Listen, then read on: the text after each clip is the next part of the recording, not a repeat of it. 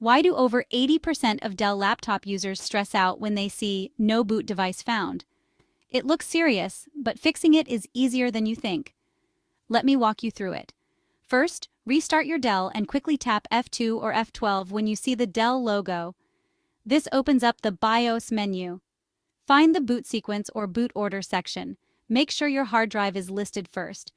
If it's missing, check under System Information to see if your hard drive is recognized. Not there? It could be a loose connection or a failing drive.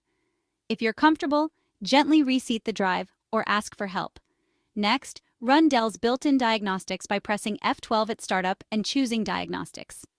If the hard drive passes but you still see the error, try Windows Startup Repair or Dell's OS Recovery tool. Still stuck? Disconnect any USBs or printers and restart. Quick recap. Check BIOS, test the hard drive, run diagnostics, and repair the system files.